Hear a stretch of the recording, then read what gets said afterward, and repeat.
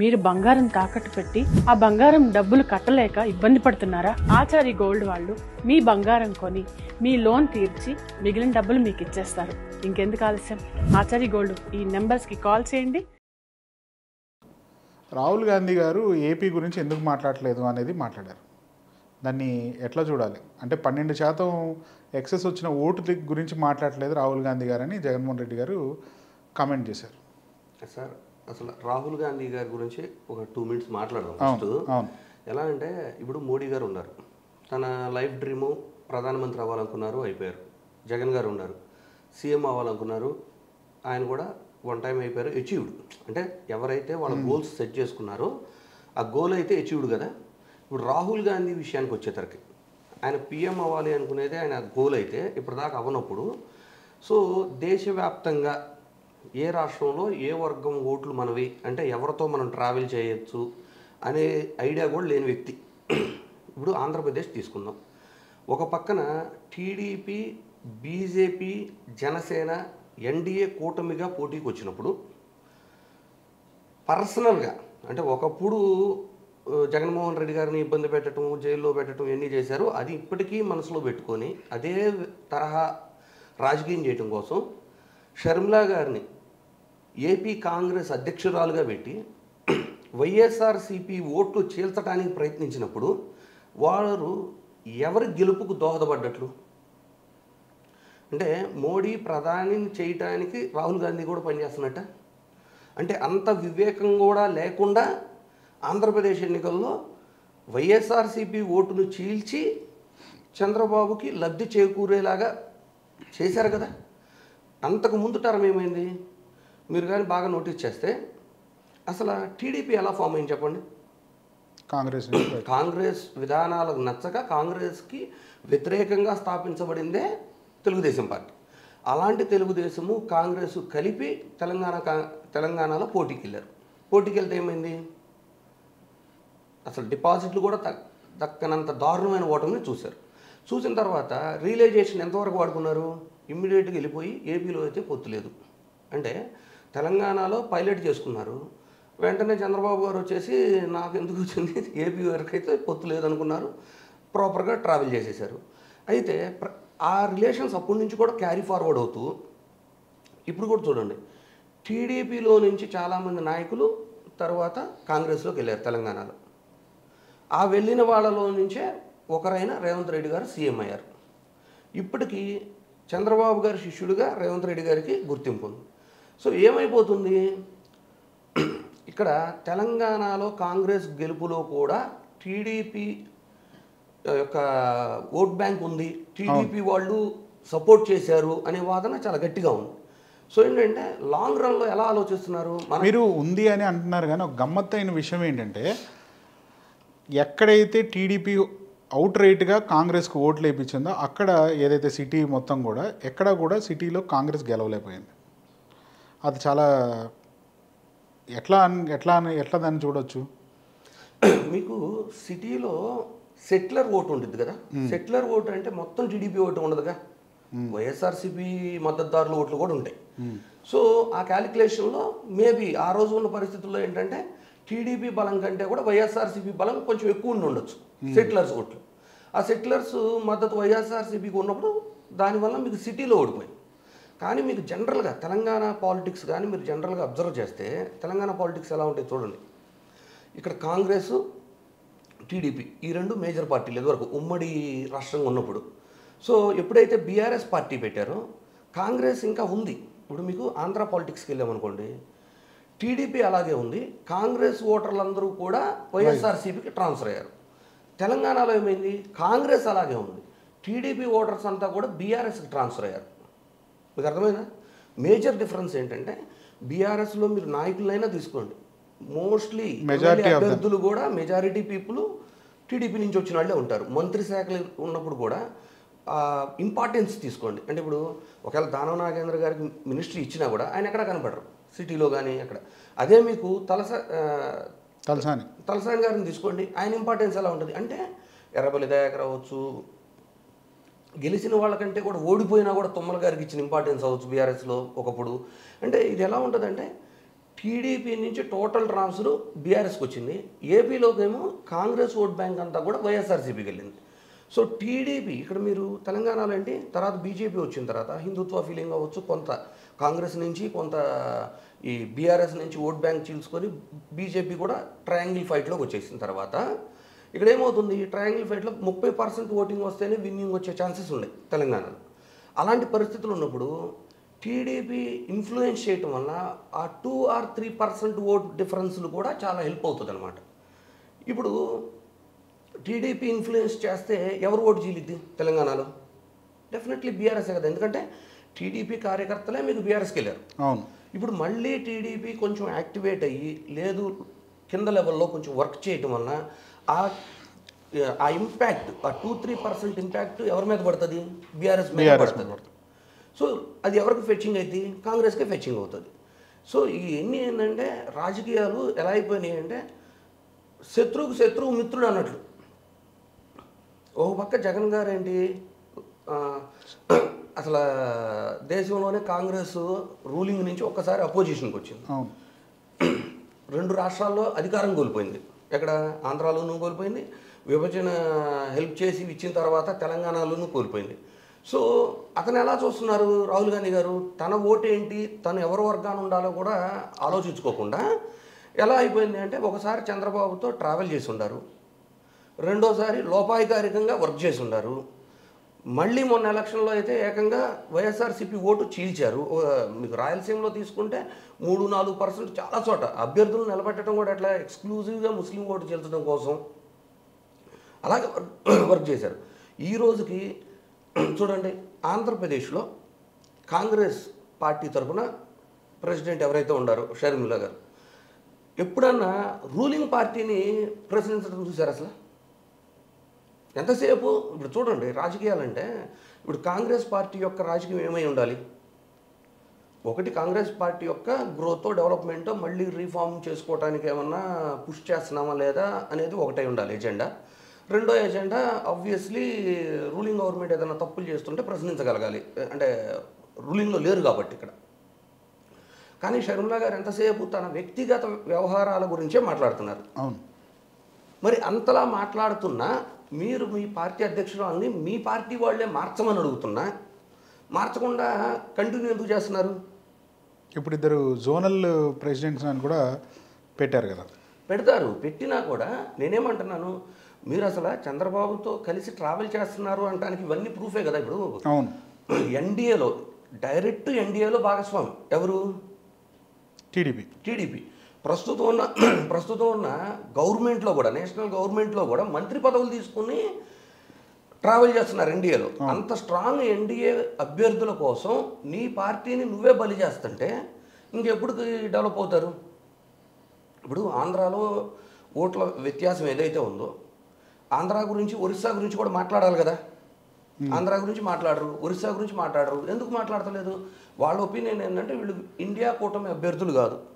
ఇండైరెక్ట్గా ఎట్లా తయారవుతుంది అంటే నేషనల్ పార్టీ అయిన ఎన్డీఏ అవ్వచ్చు, అంటే బీజేపీ అవ్వచ్చు, కాంగ్రెస్ అవ్వచ్చు, ఎట్లా అయిపోతుందంటే ఏదో రోజు ఈ ప్రాంతీయ పార్టీలు మళ్ళీ వాళ్ళు ఒక్కళ్ళగా ఎదుర్కోలేక మా దగ్గరకు వస్తే అప్పుడు కలుపుకుందామనే ఒపీనియన్. ఇక్కడ చూస్తే ఏపీ పరిస్థితి ఎలా ఉంది? మీరు ఇందాల హాట్ లైన్ గురించి మాట్లాడుకుంటున్నాం కదా మనం. ఒకప్పుడు చంద్రబాబు గారితో ట్రావెల్ చేసి ఉన్నారు కాబట్టి అవసరమైతే చంద్రబాబు గారు మళ్ళీ ఇండియా కూటమితో అయినా ట్రావెల్ చేస్తారు అని కంఫర్ట్ జోన్ ఉంది కాబట్టి బద్ధ శత్రువులాగా ఫీల్ అవుతున్న జగన్ గారిని ఎప్పటికీ తెచ్చుకోలేము. ఆయన వస్తారో రాదో ఈ డైలమా మనకొద్దు, మనకి మెజారిటీ అవసరమైన రోజు కావాలంటే చంద్రబాబు గారు ఇస్తారు అనే అండర్స్టాండింగ్లో వైసీపీకి వ్యతిరేకంగానే వ్యవహరిస్తున్నారు కాంగ్రెస్ వాళ్ళు. It is very clear. వాళ్ళకి 2-3 లబ్ధులు ఉండే టీడీపీ వాళ్ళతో ట్రావెల్ చేయడం వల్ల, వాళ్ళకి 2-3 రకాల ఉపయోగాలు ఉన్నాయి. ఒకటి, తెలంగాణలో బీఆర్ఎస్ ఓట్ బ్యాంక్ గండి కొట్టచ్చు. సెటిలర్స్, హైదరాబాద్లో ఉన్న సెటిలర్స్ కొంతమేర చంద్రబాబు గారు ఇన్ఫ్లుయెన్స్ చేయగలరు. రెండోది ఏంటి, ఏపీలో ఎలాగూ ఇద్దరికి శత్రువే, ఇటు టీడీపీకి శత్రువే, అటు కాంగ్రెస్కి శత్రువే. అదే అంటారు చూడండి. అందువల్ల ఏంటంటే అవసరమైతే ఇన్ కేస్ ఇండియా కూటమి నేషనల్ గవర్నమెంట్లో గవర్నమెంట్ ఫామ్ చేయాల్సిన నెసిటీ వచ్చి వీళ్ళ దగ్గర టీడీపీ వాళ్ళ దగ్గర మెంబర్స్ ఉంటే ఆ రోజు టీడీపీ సపోర్ట్ చేసిద్ది అనే అండర్స్టాండింగ్ ఉంది కాబట్టి ఎన్డీఏ కూటమిలో ఉన్న కూడా సపోర్ట్ చేస్తున్నారు.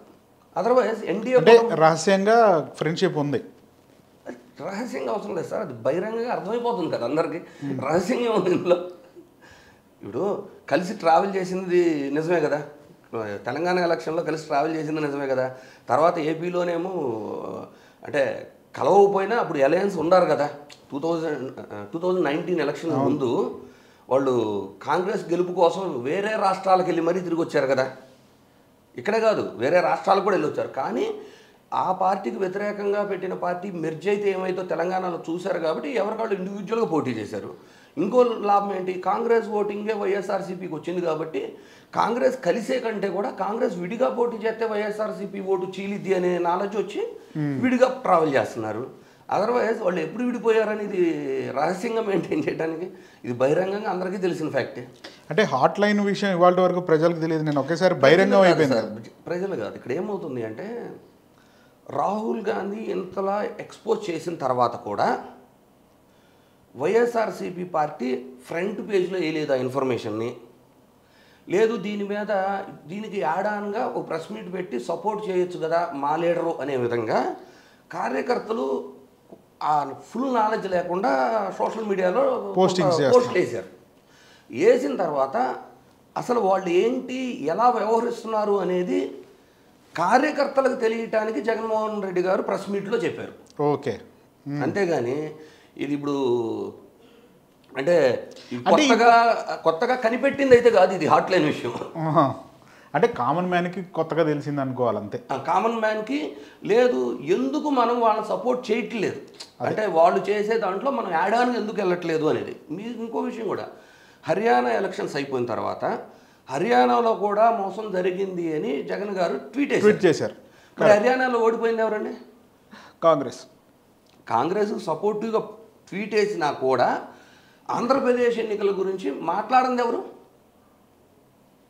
రాహుల్ గాంధీ గారు. బేసికల్లీ ఎవరైతే అనుకుంటున్నారు చూడండి, రాహుల్ గాంధీ గారు బాగా ఎక్స్పోజ్ చేశారు కానీ జగన్మోహన్ రెడ్డి గారు సపోర్టివ్గా రాలేదనుకుంటున్నారు కదా. జగన్మోహన్ రెడ్డి గారే ఒక అడుగు ముందుకేసి హర్యానా ఎలక్షన్స్ గురించి ట్వీట్ కూడా వేసి ఉన్నారు. అటు సైడ్ నుంచే మన స్టేట్ మీద అంటే మనల్ని శత్రువుగానే చూస్తుంది ఆ పార్టీ, కాంగ్రెస్ పార్టీ అనేది. కానీ ఇక్కడ గమ్మత్తైన విషయం ఇంద్రనీల్ గారు, చూస్తే మనం ఒకసారి ఢిల్లీలో ఒక మీటింగ్ పెట్టాం, ఇది సపోర్ట్గా ప్రజాస్వామ్యాన్ని చంపేస్తున్నారు ఆంధ్రప్రదేశ్లో అన్నప్పుడు అఖిలేష్ యాదవ్ ఎవరైతే ఉన్నారో ఇండియా కూటమిలో రాహుల్ గాంధీ తర్వాత కీలక నాయకుడు, ఆయన ఏమో మద్దతుగా వచ్చాడు. ఇండియా అలయన్స్ నుంచి చాలామంది వచ్చారు జగన్కి మద్దతుగా. ఇప్పుడు వాళ్ళు ఏమన్నా కన్విన్స్ చేసి ఇద్దరిని ఒక దాటికి పైకి తీసుకొచ్చే అవకాశం మీకేం కనిపించలేదా? ఉండదు సార్, ఉండదు. ఎందుకు అంటే బేసికల్లీ ఇండియా కూటమి అనేది ఉంది చూసారా, ఇక్కడ ఫస్ట్ ప్రాబ్లం ఏమవుతుంది, ప్రధాన అభ్యర్థి దగ్గర తలకానికి వెళ్తారు. ఇప్పుడు కాంగ్రెస్ అనేది ఎప్పటి నుంచో ఉంది కదా. ఇప్పుడు చూడండి, ఒరిస్సాలో ప్రత్యర్థి ఎవరు? 3 పార్టీలు బలమైన పార్టీలే. సో మెర్జ్లోకి వెళ్ళగలరా నవీన్ పట్నాయక్ అండ్ కాంగ్రెస్? వెళ్ళలేదు. అలాగే ఢిల్లీకి వెళ్దాం, ఢిల్లీలో కూడా కాంగ్రెస్, ఆపు అండ్ బీజేపీ 3 గట్టి పార్టీలు. అవును, 2014లో ఆ కాంగ్రెస్ పోటీ చేయకుండా ఆమ్ పార్టీకి డైరెక్ట్గా సపోర్ట్ చేసేసింది. అదే అలా చేయగలగాలి కొన్ని చోట్ల. అంటే ఇప్పుడు ఒకవేళ నిజంగా వైఎస్ఆర్సీపీని కూడా ఇండియా కూటమిలోకి ఆహ్వానించాలి అంటే ఫస్ట్ తను ప్రాక్టికల్గా రియల్గా అంటే ఎలా అంటే ఎన్డీఏ కూటమిలో ఉండే వాళ్ళని నిజంగానే శత్రువులాగా చూస్తూ బయట వాళ్ళు ఎవరు నా వాళ్ళు అనే విధంగా తగ్గాలి. ఒరిస్సాలో పోటీ చేయము, మీకు సపోర్ట్ చేస్తామని చెప్పగలగాలి ఎవరికి? నవీన్ పట్నాయక్ గారికి. అలాగే ఆంధ్రాలో వైఎస్ఆర్సీపీకి సపోర్ట్ చేస్తామని తప్పుకోగలగాలి. ఇలా తప్పుకుంటే మీకు ఆల్మోస్ట్ సగం రాష్ట్రాల్లో కాంగ్రెస్ పోటీయే చేయలేదు. సో ఇవన్నీ ఎలా ఉంటాయంటే ఇప్పుడు ఒక బీఆర్ఎస్ అవ్వచ్చు, ఇక్కడ తెలంగాణ తీసుకున్నారనుకోండి, బీఆర్ఎస్, కాంగ్రెస్, బీజేపీ 3 పోటాపోటీగా ఉంటాయి. అట్లా కాంగ్రెస్ ప్రతి చోట కూడా ఎంతో కొంత ఉంది కాబట్టి, వాళ్ళకంటూ ఓట్ బ్యాంక్ ఉంది కాబట్టి అంత ఈజీగా ఈ టైప్లు అవ్వవు. ఇప్పుడు ఆంధ్రప్రదేశ్ తీసుకోండి, ఆంధ్రప్రదేశ్లో ప్రజెంట్ కాంగ్రెస్ అంటే అసలు నథింగ్ లేదు కాబట్టి ఆంధ్రప్రదేశ్లో ప్లాన్ చేయొచ్చు. కానీ ఆ అడుగు ముందుకు అడుగేయాల్సింది ఎవరు? రాహుల్ గాంధీ గారే రావాలి ప్రపోజల్కి. ఎందుకు?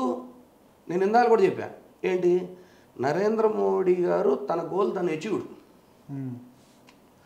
జగన్మోహన్ రెడ్డి గారికి ఏదైతే గోల్ ఉందో ఆయన కూడా అది అచీవ్డ్.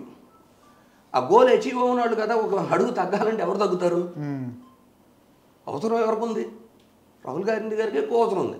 కానీ వాళ్ళు ఎలా ఫీల్ అవుతున్నారంటే ప్రాంతీయ పార్టీలకి నేషనల్ పార్టీ ఏదో ఒకటి సపోర్ట్ లేకపోతే వాళ్ళ వాయిస్ వినిపించలేకపోతున్నారు. సో వాళ్ళంతటి వాళ్ళు వచ్చేదాకా మనం వెయిట్ చేద్దామనే ధోరణం చూసారా, అది రాంగ్.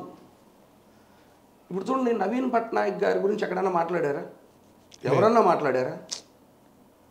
అలాగే వైఎస్ఆర్సీపీ గురించి ఒకళ్ళని మాట్లాడుతున్నారా?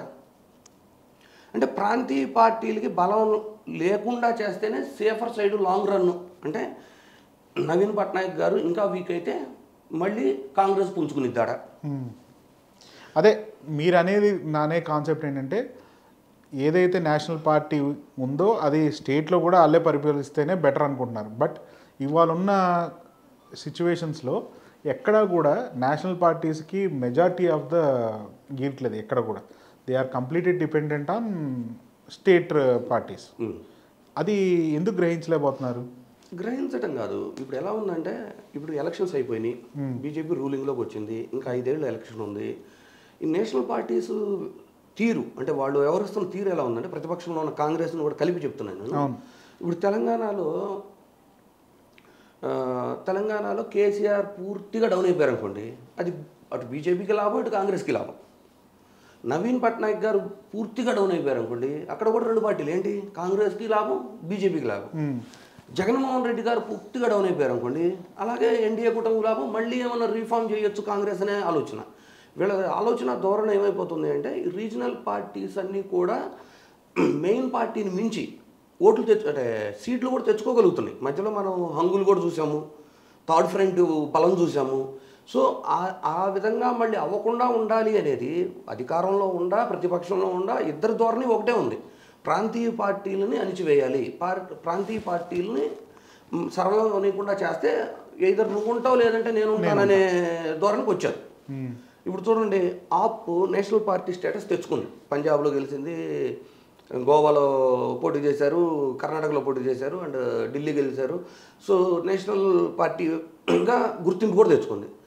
వెంటనే కేసులు అసలు ఊపిరాడినంత పరిస్థితి తీసుకొచ్చి ఇప్పుడు ఆప్ను ఆల్మోస్ట్ డౌన్ చేసేసారుగా. బీఆర్ఎస్ పార్టీ టీఆర్ఎస్ నుంచి బీఆర్ఎస్ మారి దేశం అంతా ప్లాన్ చేసే లోపే కేసులు. అంటే ఇంకొక పార్టీ నేషనల్ పార్టీ ఉండకూడదు అనే ఎజెండాతో పేరుకు ఒకళ్ళు రూలింగ్లో ఉన్నారు, ఒకళ్ళు అపోజిషన్లో ఉన్నారు, కానీ ఇద్దరు ధోరణి ఒకటే, ప్రాంతీయ పార్టీలు బతకూడదు, ఇద్దరు ఓట్ చోర్లే అంతే. ఇప్పుడు ఎంతసేపు ఇప్పుడు ఒక విషయం చెప్తానండి. ఇప్పుడు రాహుల్ గాంధీ గారు ఉన్నారు, దొంగోట్లు ఇలా ఉండి అని ఎక్స్పోజ్ చేశాను అంటున్నారు. ఓటింగ్ ఎలా జరిగితే ఇవన్నీ జరగవు అంటే దట్ మీన్ ఓటింగ్ జరగాల్సిన విధానం ఇంకా బెటర్మెంట్ ఏం చేసుకోవచ్చు, దాని గురించి ఎందుకు మాట్లాడతల్లా? ఆధార్ కార్డు ఎందుకు లింక్ చేయమని అడగట్లా? ఎందుకు లింక్ చేయమని అడగట్లా? ఈ తప్పులు చేశారు అనే బదులు ఈ తప్పులు జరగకుండా గైడెన్స్ ఎందుకు ఇవ్వట్లా? అసలు ఇవన్నీ కాదు. అసలు పుట్టినవాడికి ఆధార్ కార్డు మ్యాండేటరీ చేసినప్పుడు ఎలక్షన్ ఓటు వేసేవాడికి మ్యాండేటరీ ఎందుకు చేయట్లేదు అనేదే కదా మనం మొన్న కూడా చర్చించాం ఆ టాపిక్. మనం ఇది ఎందుకు లైమ్ లైట్లోకి తీసుకురాలేకపోతున్నారు వాళ్ళు? అదే నేను అంటే వాళ్ళకు కూడా ఈ లూపోల్స్ ఇష్టమే. వాళ్ళ అధికారంలో ఉన్న కాడ వాడు వాడుకోగలిగిన కాడ వాళ్ళు వాడుకోవాలి. కేవలం ఆ విధంగా గెలిచారు అని ఎక్స్పోజ్ చేస్తున్నారు. కానీ అసలు పర్మనెంట్గా ఈ ప్రొసీజర్లో ఈ తప్పులు ఉండే వీటిని రెక్టిఫై చేయండి, ఎలక్షన్ కమిషన్కి సజెషన్లు ఇవ్వచ్చు కదా.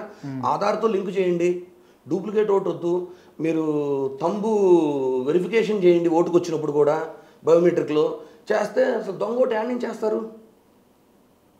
ఓటేసినవన్నీ మీరు ఒక హార్డ్ డిస్క్ లాగా సాఫ్ట్వేర్ ఎంత ఈజీ అండి అంటే 7 ఓటు వేసిన తర్వాత సంవత్సరం దాకా ఎక్కడ ఓటు వేయడానికి లేదు అనే విధంగా పెట్టలేరా?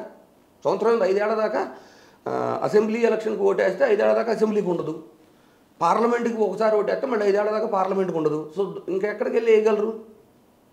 అన్ని ఛాన్సెస్ ఉండి ఎందుకు ఎంకరేజ్ చేయారంటే ఇద్దరు ఒకటే, వాళ్ళ పార్టీ విధానం ఒక రకంగా ఉండిద్ది, వాళ్ళ పార్టీ విధానం ఒకటి ఉండిద్దేమో, కానీ వాళ్ళ మైండ్ సెట్ ఏంటంటే లోకల్ పార్టీలు మాత్రం ఎదగకూడదు.